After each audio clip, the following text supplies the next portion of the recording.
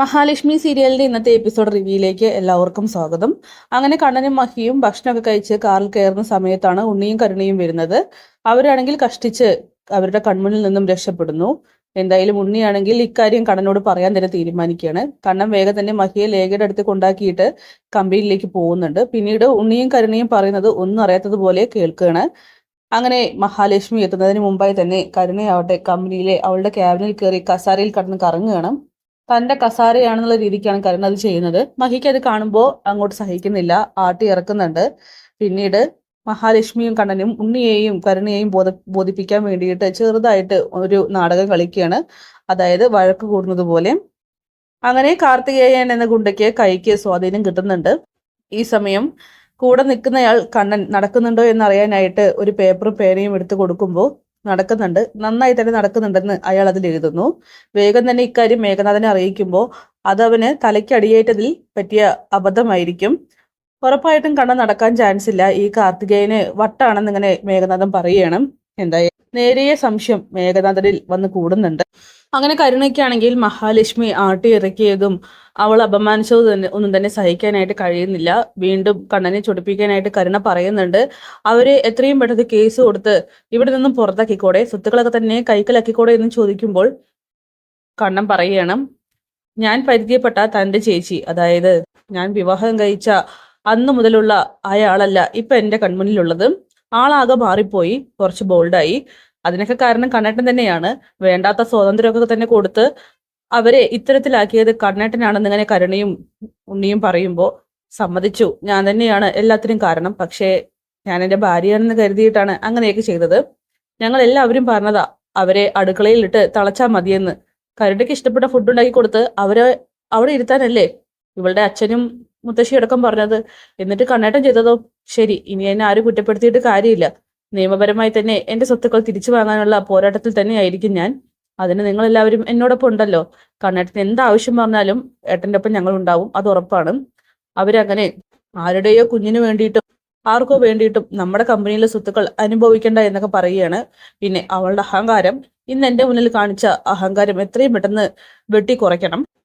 എനിക്ക് ഇന്ന് ശരിക്കും ഇൻസൾട്ടായി എന്നൊക്കെ കരുണ പറയുന്നു. കരുണയുടെ അവസ്ഥ എനിക്ക് മനസ്സിലാവും, പേടിക്കണ്ട. അവള് എത്രത്തോളം വലുതായി എന്ന് ഞാനിത് നോക്കട്ടെ. അങ്ങനെ അർഹതയില്ലാത്ത കൈകളിലേക്ക് ഞാനൊരു സ്വത്തുക്കൾ വെച്ച് നീട്ടില്ല എന്നിങ്ങനെ കണ്ണൻ പറയുമ്പോൾ ഉണ്ണിക്കും കരുണയ്ക്കും സന്തോഷാവുകയാണ്. ഈ സമയം കണ്ണൻ മനസ്സിൽ ചിന്തിക്കുന്നുണ്ട്, ഏട്ടാ മണ്ടന്മാരെ, നിങ്ങളെയൊക്കെ ഇങ്ങനെ മണ്ടന്മാരാക്കാനും ചെറിയൊരു സുഖമുണ്ടെന്നൊക്കെ. പിന്നീട് കരുണയും ഉണ്ണിയും കമലേശ്വരത്തിലേക്ക് എത്തിയതിനു ശേഷം നടന്ന കാര്യങ്ങളൊക്കെ തന്നെ ദുർഗയോടും സ്വാതിയോടും പറയുന്നു. സ്വാതിയോട് കരുണ പറയുന്നുണ്ട്, ദേ നോക്ക്, നിന്നോട് ഞാൻ പലപ്പോഴായിട്ട് പറയുന്നുണ്ട് ആ കണ്ണേട്ടനോടൊപ്പം ഓഫീസിലേക്ക് പോവാനായിട്ട്, എന്നിട്ട് നീ എന്താ ചെയ്യുന്നത്? അത് പിന്നെ ചേച്ചി, ഞാൻ പോവാൻ നിന്ന് തന്നെയല്ലേ, കണ്ണേട്ടനല്ലേ വേണ്ടെന്ന് പറഞ്ഞത്. ആ എങ്കിലേ നിനക്ക് പകരമായിട്ട് അവൾ അവിടെ കിടന്ന് അഴിഞ്ഞാടുന്നുണ്ട്. അവളുടെ ക്യാബിനിൽ ഞാനൊന്ന് കയറി ഇരുന്നപ്പോ അവളുടെ അഹങ്കാരം ഒന്ന് കാണണമായിരുന്നു. ഇനി അവളുടെ മുന്നിൽ നീ ആയിരിക്കണം കയറി ഇരിക്കേണ്ടതെന്നൊക്കെ സ്വാതിയോട് കരുണ പറയുന്നു. അതിനെ എത്രയും പെട്ടെന്ന് ആ നാശത്തിനെ അതിൽ നിന്ന് പുറത്താക്കണമെന്നൊക്കെ ദുർഗയും പറയുകയാണ്. അവരെ ഞാൻ കൊല്ലും. ഇനിയിപ്പോ അവരെ കൊന്നാലും ചോദിക്കാനും പറയാനും കണ്ണേട്ടനില്ല. കണ്ണേട്ടനെ അവരെ കൈയൊഴിഞ്ഞ രീതിക്കാണ്. കണ്ണേട്ടനോട് പോലും അഹങ്കാരത്തോട് കൂടിയിട്ടാണ് സംസാരിക്കുന്നത്. ഇത്രയൊക്കെ അധികാരവും അവകാശവും ഇങ്ങനെ ബോൾഡായി സംസാരിക്കാനുള്ള എല്ലാ പരിശീലനവും കൊടുത്തത് കണ്ണേട്ടനല്ലേ? എന്നിട്ട് അയാളോട് പോലും ചെറിയൊരു മര്യാദ കാണിച്ചില്ല. ഇങ്ങനെയുള്ള തൊലിക്കട്ടിയുള്ള ഒരു സ്ത്രീ വല്ലാത്തൊരു സ്ത്രീ തന്നെയാണെന്ന് അങ്ങനെ ഉണ്ണി പറയുന്നു. ഇനി മേഘേട്ടനോടൊപ്പവും ഇവളുടെ രണ്ടാനച്ഛനോടൊപ്പവും ഞാനോ അവരെ ഇല്ലാതാക്കാനായിട്ട് കൂട്ടുനിൽക്കും. അവരെ ഞാൻ ഇല്ലാതാക്കിയിരിക്കും. അതിന് പകരമായിട്ട് സ്വാതി നിന്നെ ഞാൻ പിടിച്ചിരുത്തും എന്നൊക്കെ പറയുന്നു. ഇത് കേൾക്കുമ്പോൾ തന്നെ സ്വാതിക്ക് സന്തോഷമാവുന്നുണ്ട്. പിന്നീട് മേഘനാഥനോട് കാർത്തികേയന്റെ സുഹൃത്ത് പറയുന്നുണ്ട്, അതെ എന്റെ പൊന്നണ്ണ, ഞാൻ പറയുന്നത് സത്യമാണ്. കാർത്തികേയൻ അവനൊരു പ്രശ്നമില്ലെന്നേ, തലയ്ക്കൊന്നും ഒരു വെളിവില്ലായ്മയില്ല. അവൻ എഴുതി തന്നത് സത്യമായിട്ടുള്ള കാര്യം തന്നെയാണ്. ഒരുപാട് നാളത്തെ പരിശ്രമം കൂടിയല്ലേ നമ്മുടേത്. അണ്ണൻ തന്നെയല്ലേ അവന്റെ കൈ പിടിച്ച് എഴുതിപ്പിക്കാറുള്ളത്. ഇപ്പോ എഴുതിയപ്പോ അവന് മെന്റലാണെന്നും അണ്ണൻ തന്നെ പറയുന്നു. ഇതെന്താ അണ്ണ ഇത്?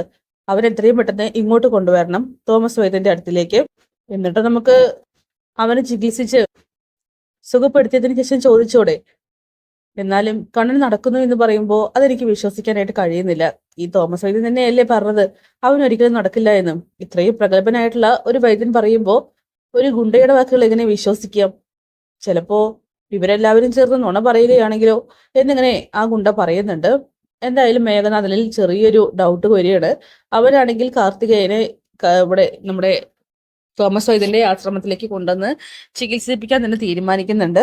എന്തായാലും മേഘനിൽ നേരിയൊരു ഡൗട്ട് കയറിയതുകൊണ്ട് തന്നെ കണ്ണൻ ഇനി ഒരുപാട് സൂക്ഷിക്കേണ്ട ഒരു അവസ്ഥയിലേക്കാണ് പോകുന്നത്. എന്തായാലും തോമസ് വൈദ്യനാണെങ്കിൽ ഒട്ടും തന്നെ വിട്ടുകൊടുക്കുകയും ചെയ്യില്ല. കാരണം ആ കാർത്തികേയൻ എന്ന ഗുണ്ട അവിടെ ചികിത്സയ്ക്കായിട്ട് വരികയാണെങ്കിൽ മാർക്കോ എത്തും. അതോടുകൂടിയിട്ട് മേഘനാഥന്റെ അവന്റെയൊക്കെ തന്നെ ചീട്ട് കീറാനാണ് ചാൻസും. അതുപോലെ തന്നെ കാർത്തികേയന് മെന്റലാണെന്നുള്ള കാര്യം തോമസ് വൈദ്യൻ ഉറപ്പിക്കുകയും ചെയ്യും. അപ്പൊ കാത്തിരിക്കാം കിടിലൻ എപ്പിസോഡ്സിനായിട്ട്. Bye bye.